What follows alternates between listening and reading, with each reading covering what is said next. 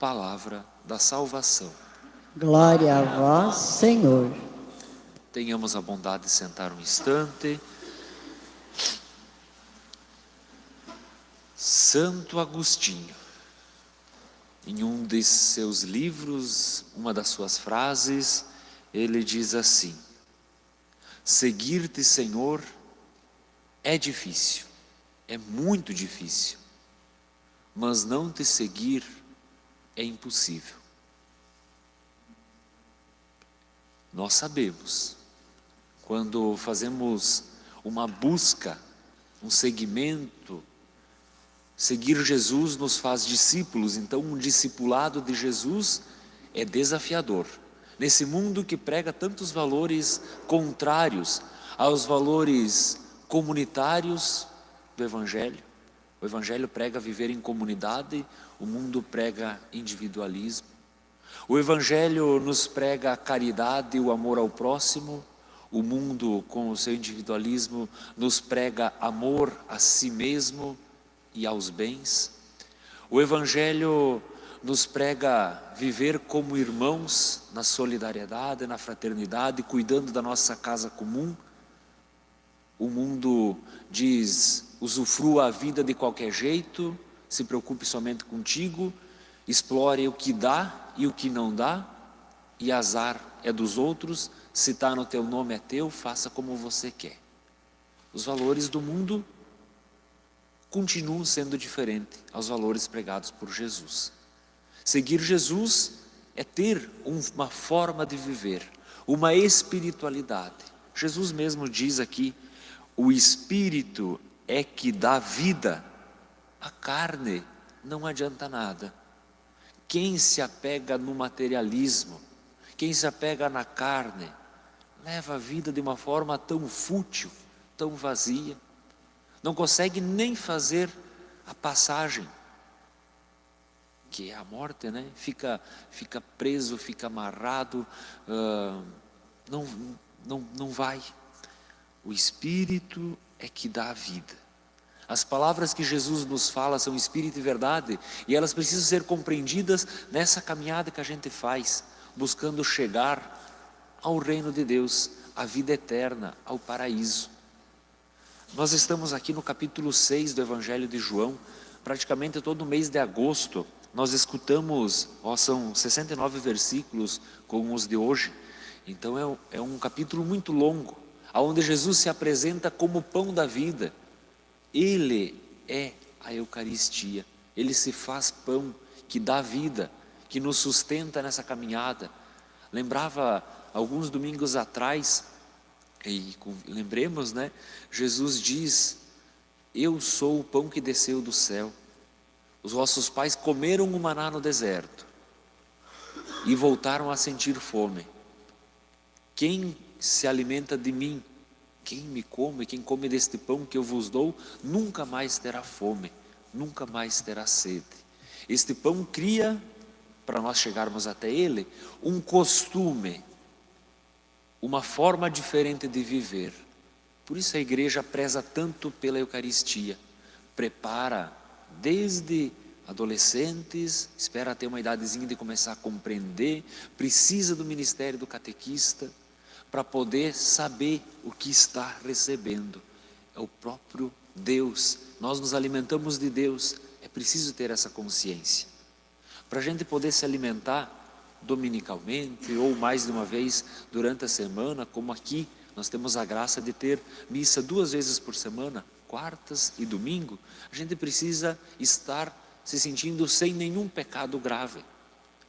Não basta só se aproximar da Eucaristia, é preciso estar limpos, com o corpo limpo, com a mente limpa, com o coração limpo. Não está tudo certo? Então a gente se confessa. A gente não evita a Eucaristia porque está com pecado e faz a opção pelo pecado. A gente se livra do pecado.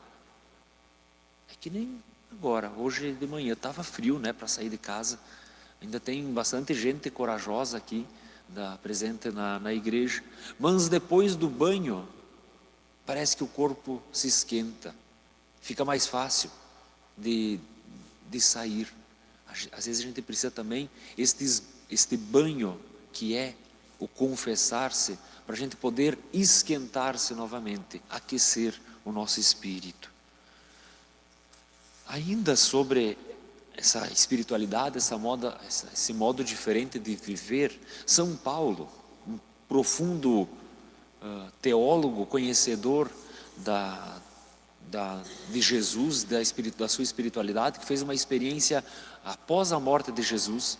Então ele diz: eu sou como se fosse um fruto tardio, que o amor de Jesus me transformou. Ele tinha suas comunidades, ele fundou as comunidades e escreveu muitas cartas. Em uma dessas cartas, hoje a comunidade de Éfeso, chamado Efésios, né? Ele buscando orientar a vida em comunidade, que sempre tem seus conflitos. Hoje ele fala especialmente ao matrimônio, nessa cartinha. E precisa ser muito bem compreendida esse texto, porque ele é bonito, só ele não pode ser distorcido. Então São Paulo, num mundo e num contexto, nós precisamos compreender que é há quase 2000 anos atrás, aonde as mulheres eram compreendidas naquele tempo como objeto. Eram os pais que davam em casamento, que vendiam, que faziam, né, aquela forma que a gente vê ainda em alguns filmes. Então a mulher era um objeto. E às vezes o homem era quase um objeto, né, na forma de dizer. E tinham homens que eram maus, assim como hoje. Às vezes tem homens que são maus, como tem mulheres que são más também. Aí São Paulo diz aos cristãos, ao marido cristão e à mulher cristã, ele diz assim: trate a sua mulher como se fosse parte do seu corpo, pelo menos, como você quando cuida da tua mão, cuida do teu olho, protege o seu corpo, proteja a sua mulher. Ame a sua mulher como você se ama. Ame a sua mulher como Jesus amou a igreja. Veja quão avançado é Paulo para o seu tempo. Hoje a gente olha e pensa, isso é o mínimo. Mas naquele contexto e naquele tempo, quantos matrimônios, vida conjugal, que a palavra de São Paulo, esse conselho que ele diz: sejam solícitos um para com os outros, as mulheres sendo submissas ao marido como são ao Senhor. Então o marido, nesse contexto que era sim machista, às vezes ainda hoje nós temos muito disso, mas já era o suficiente para melhorar em muito a forma da vida conjugal. O marido, ele apresenta o marido como cabeça da mulher, do mesmo modo como Jesus é a cabeça da igreja. Então por isso a igreja, ela precisa caminhar direitinho, ser correta, ser exemplo. Nós sabemos, olhando para a história da vida cristã, o quanto que a mulher é responsável por fazer com que os seus filhos sejam cristãos, vivam o Evangelho. Ainda hoje, muito são as mulheres que puxam à frente, que vão fazer a oração, vamos rezar o terço, hoje tem a capelinha, hoje tem, que ficam provocando. Que bonito, e São Paulo certamente via, percebia e valorizava este profundo potencial das mulheres. Diz aos maridos: amai as vossas mulheres, como Cristo amou a igreja e se entregou por ela. Cristo deu a vida pela igreja. Maridos, vocês têm que dar a vida por suas mulheres. Essa é a espiritualidade de São Paulo, dar a vida.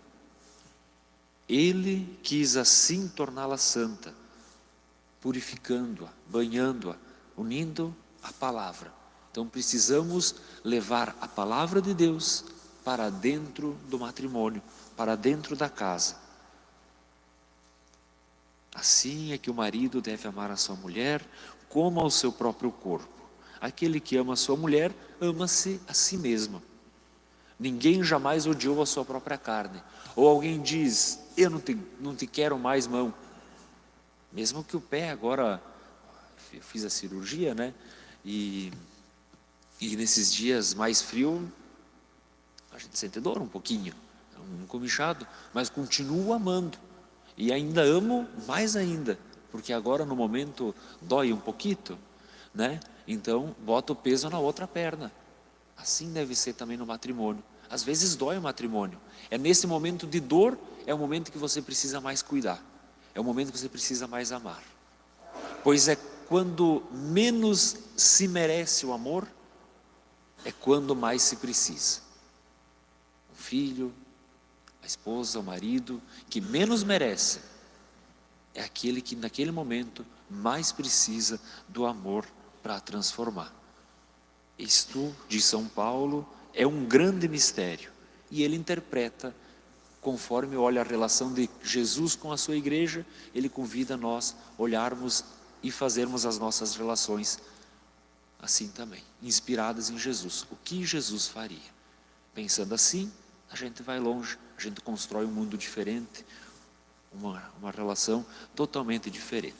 E finalizo, já fechei a palavra, falo só algumas palavras de cabeça, com o texto da primeira leitura, que é lindíssimo, de Josué. Josué olha para tantos que estavam se perdendo e adorando a outros ídolos, a outros deuses, e ele diz: olha, eu não vou esquecer o que Deus fez por mim, nem eu nem minha família. Então Josué fala em nome da sua família. Pouco isso que São Paulo pega também, né?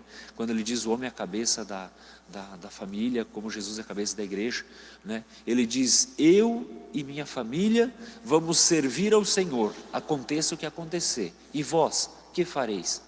Aí os outros começam a pensar: Deus fez muito por nós, nos libertou do Egito, nos deu pão no deserto. Agora que a gente está aqui na terra prometida, que as coisas começaram a melhorar, vamos esquecer de Deus? Não, nós também, Josué, também serviremos ao Senhor, nós e nossas famílias. E é preciso a gente fazer essas afirmações com frequência, senão a gente começa a melhorar, começa a comprar carro bom, casa boa, carro bom, sítio bom, não sei o quê, e quando vê a gente começa a deixar a comunidade que nossos avós sofreram tanto para construir, nossos pais, ou nós mesmos, começamos a deixar de lado e começamos a se apegar às vidas boas, ao passageiro, à carne.